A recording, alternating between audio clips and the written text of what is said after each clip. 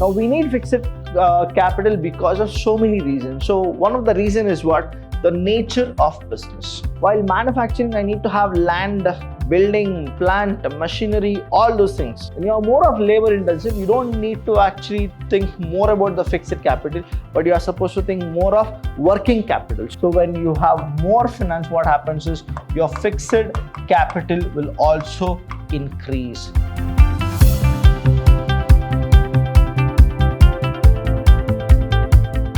Hello everybody, a warm welcome to one and all. I'm Abhilash Chandra from the Department of Business Studies in Vidhyaashram PU College, the Temple of Excellence.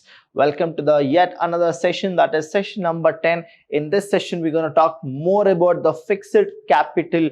Now, what exactly is fixed capital? What are the effects which actually influence the fixed capital? And then we're going to talk more and more about the differences between working capital and the fixed capital. Meanwhile, you are supposed to know what exactly a fixed capital is all about. So let me tell you what exactly it is. Now here, fixed capital, right? Fixed capital is the capital which is invested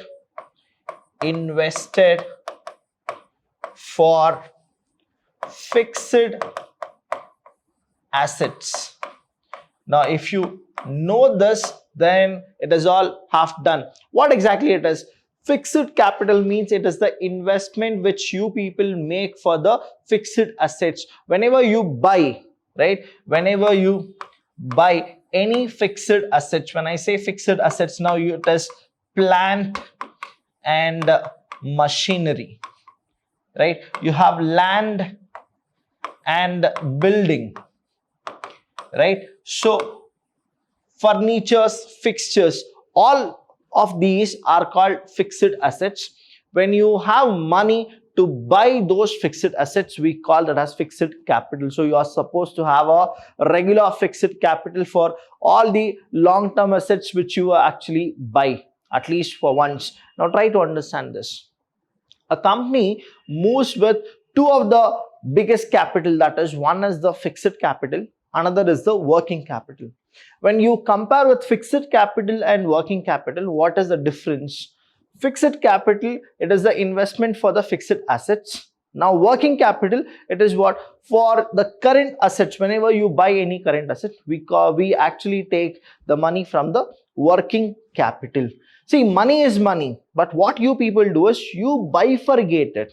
So you keep 5 lakh rupees for the current assets and say 25 lakh rupees for the fixed capital. So what exactly it is? You are allocating the things and you are bifurcating those things, and then you are moving on. Now we need to know that what are the factors which gonna affect the requirement of fixed capital. So why do we require fixed capital? If you try to understand, then you will be able to answer this question. Now we need fixed capital because of so many reasons. So one of the reason is what? The nature of business.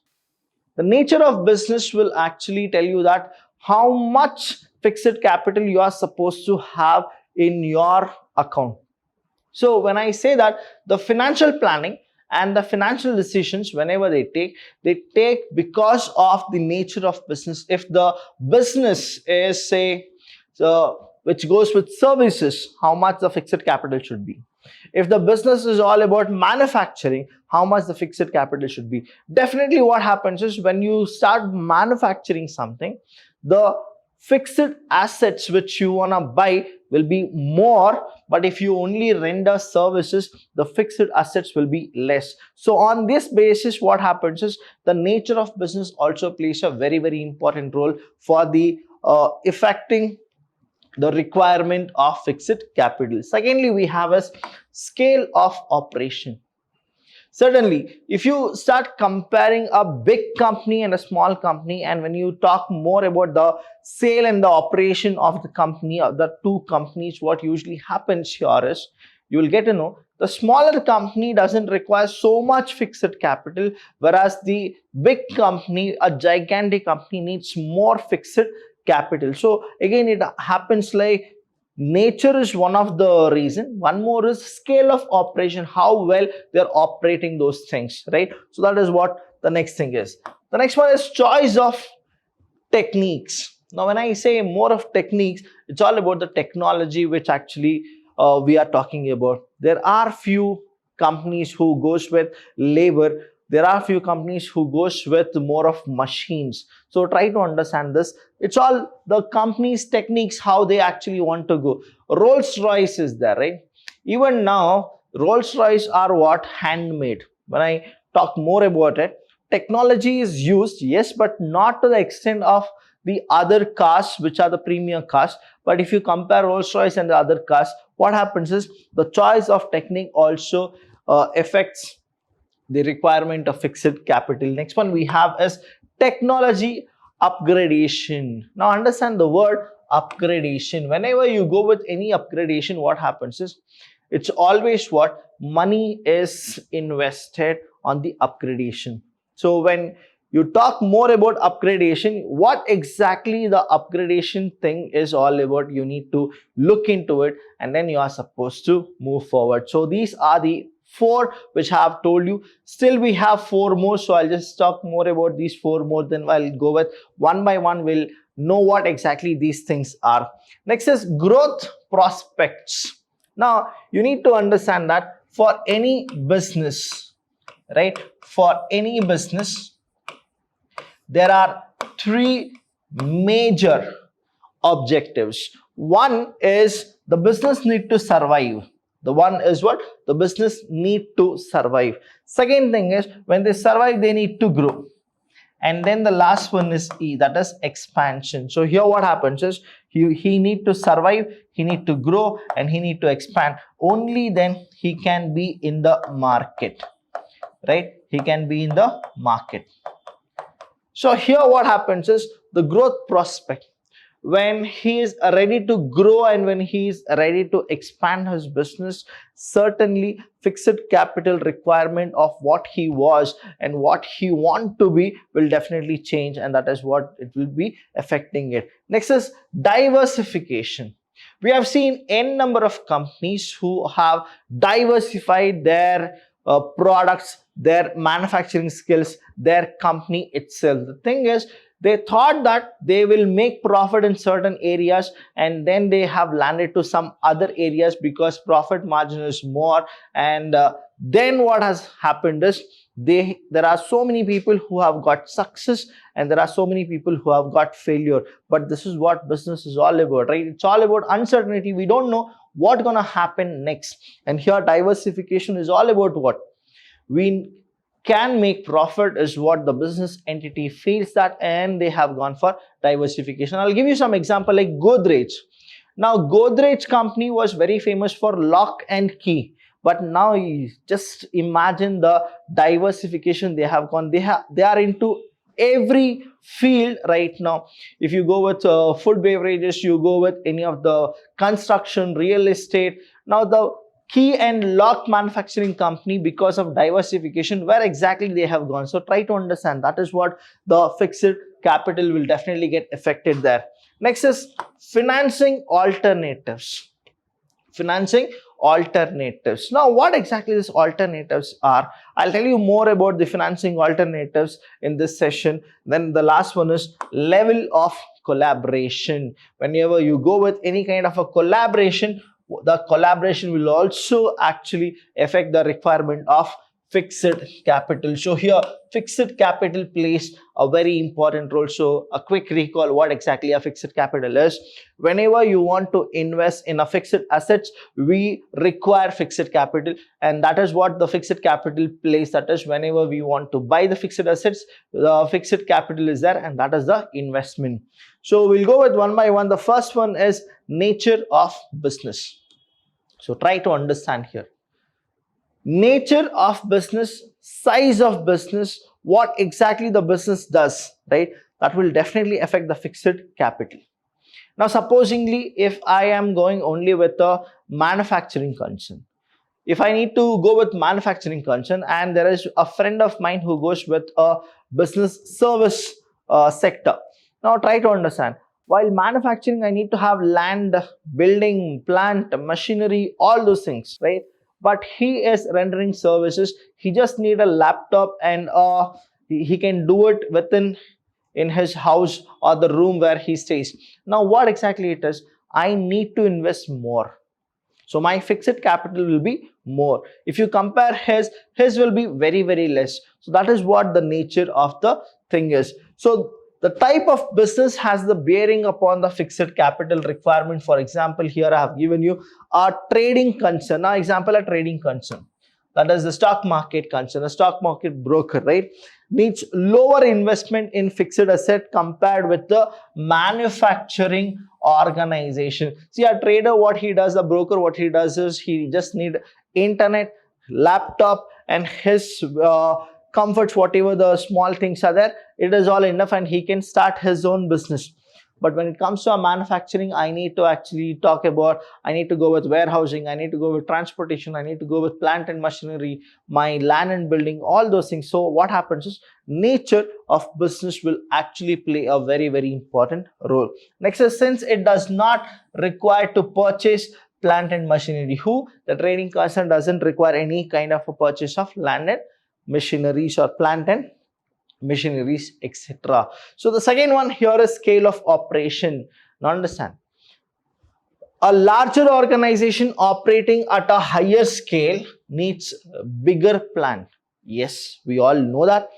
More space and so on, and therefore requires high investment. When they require high investment in what? Fixed assets. So what exactly happens is, how much ever you invest, right, your fixed capital to purchase fixed assets, the scale of operation is which influence the fixed capital at a large state. And compared with a small organization is you will not need more of fixed capital, because less purchase of fixed asset is what you're gonna go for. So scale of operation is also one of the factors which will definitely affect the fixed capital. Choice of techniques. Now understand, I have given you few of the things, right? Here where you have only the machines which is been working, and here you have only the human who are actually working. We call that as the laborers who are working. So try to understand. Even the choice of technique. Now if I need to only go with machines, what happens is, I need to understand I'm investing more on plant and machinery. And the machines are not very cheap, right? It is very, very costly nowadays. And when it comes to labor, if I go with it, now you will understand more about the outsourcing, right? Outsourcing, what exactly happens. Many of the South Indians, whoever wants to get the work done, what is that they are doing is, from the north or from the northeast, they are calling people and they are getting the work done. Reason is what? Cheap labor. Now here, from South India or North India, whenever you buy any plant and machinery, the amount will be the same. So try to understand here what is the logic. Some organizations are capital intensive, whereas others are labor intensive. So what exactly a capital intensive is? Here I have given you the first picture, this is the second picture, and this is the third picture. The second and third picture are more of labor which intensive, and the first picture is all about the machine intensive. So what happens is, the capital intensive organizations require higher investment in plant and machinery, as it relies less on manual labor. But here what happens is, the requirement of fixed capital for such organization would be higher, definitely yes. But if you talk about the labor, what happens is, like your small scale industries, let's take an example of small scale industry, agarbatti factories, right, or crackers factories. What happens is, you are more of labor intensive. When you are more of labor intensive, you don't need to actually think more about the fixed capital, but you are supposed to think more of working capital. So your working capital will be more in the labor intensive. Your fixed capital is more if it is the capital intensive. So this is what the difference will be. Next one we have is Technology upgradation. What is that technology upgradation? Try to understand this. In certain industries, assets become obsolete. Yes, sooner, right? So consequently, the replacement become due faster. So whenever it happens, there is a huge investment, and what happens is after more usage, the replacement is always the better option here right now. Higher investment in fixed assets may therefore be required in such cases. That means what? You are actually buying more machines, you are buying all those things every 6 months or every 8 months. You need to actually upgrade the technology because something new has come to the market and you are supposed to always be in the competition. The rat race is always there in the corporate. So what is that you should want is, your competitor is using a sophisticated technology or upgraded technology. Now you have invested on the technology. After 6 months again you are supposed to invest. So what happens here is your fixed capital will be more. So because your fixed assets will also be more. So that is what is called technology upgradation. Next one we have is growth prospects. Growth prospects. Higher growth of an organization generally requires higher investment. Yes, whenever we talk about, see here we talk about the bringing together manpower, right? Then physical resources,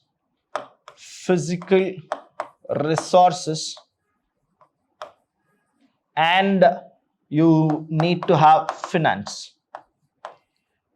When there's a growth prospectus, you should always have more manpower, more physical resource, so that will lead to more finance. So when you have more finance, what happens is your fixed capital will also increase. That is what happens.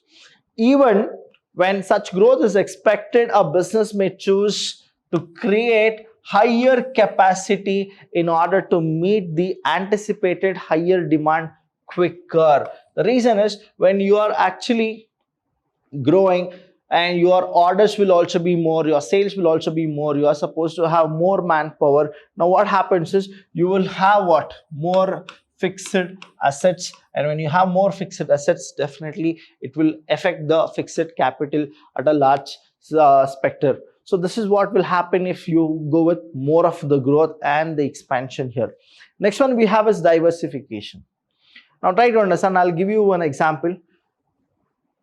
One of the company which started with a small scale kind of a thing, they turned to the large scale.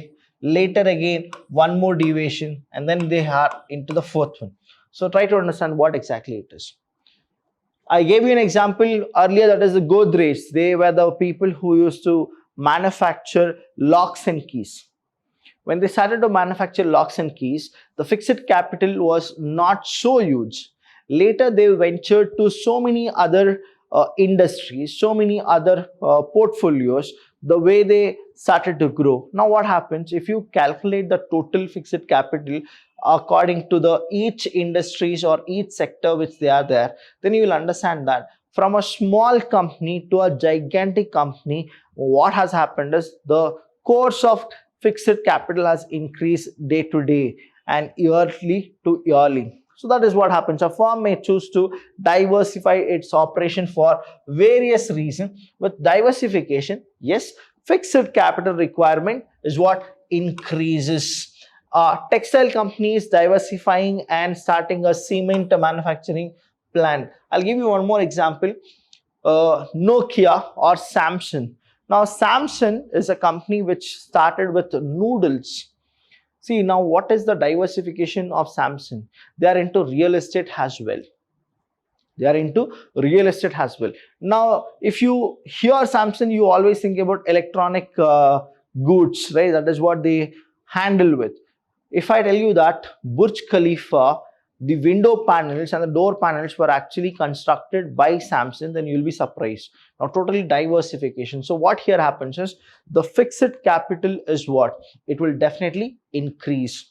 Next one we have is financing alternatives. I told you that I'll explain it to you right now. So this is what it is. A developed financial market may provide leasing facilities. When I say leasing facility, it's all the loan, what exactly they give, as an alternative to outright purchase. Whenever you outright any purchase, you need more money. So what exactly happens is there are financial markets which will give you leasing facilities. When an asset is taken on lease, the firm pays lease rental and uses it. So here what happens is you don't have money, no issues. There are financial institutes. They'll actually give you the fund, and when they give you, you can actually use it. Whenever they give any fund, what usually happens is people will try to purchase more because they want to do what? Optimum utilization of those funds. Utilization of funds. So that is what happens here. So here what exactly it is, after they give the interest and all, the principal amount is all done, only then their machines or the plant or machine, whichever they have actually taken, that will be theirs by themselves. So this is what happens here in financing alternative. So who will actually finance? The financial institution will do it. How will they do it? They'll actually go with leasing. When they go with leasing, what happens is the people who have taken the loan amount, they'll actually buy more. And because why will they buy more is all because of utilization of the fund in a maximum way. The last one we have is levels of collaboration. Whenever you go with collaboration, what usually happens is with whom are you collaborating is what you are supposed to think, and then you are supposed to go for it. Fixed capital will always be higher, or it will increase whenever you go with collaboration. At times, certain business organizations share each other facilities. For example, a bank may use another ATM, or some of them may jointly establish a particular facilities. So this is feasible if the scale of operation of each of them is not sufficient to make full use of the things. I'll just tell you what here happens is you would have seen the ATM. Now, supposingly SBI have opened an ATM right near the SBI bank. Now only SBI users will not go and take the use, right? Even a Canara Bank user can actually go and he can take it. So what happens is SBI will have a collaboration with Canara Bank saying that I have actually invested in the fixed asset, so my fixed capital is actually gone. Now you can, whenever you will actually make ATM, so you need to allow my customers also to use it. So what here happens is SBI all alone will not open lakhs of ATMs. So there are so many other banks also there who will actually use it, and they will also open their ATM. So when they open their ATM, the other bank customers can also take the use of it. So here what happens is only one bank isn't wasting its fixed capital. There are so many banks who are involving themselves to open the more ATMs. The reason is they want to have a level of collaboration. When they collaborate, what happens is they will minimize the fixed capital. If they will not collaborate, what will happen is they should maximize the fixed capital. So this is what the factors which will be affected. So if you have any doubt, students, of this session, you can call us and we are always there to help you. I'll see you when I see you.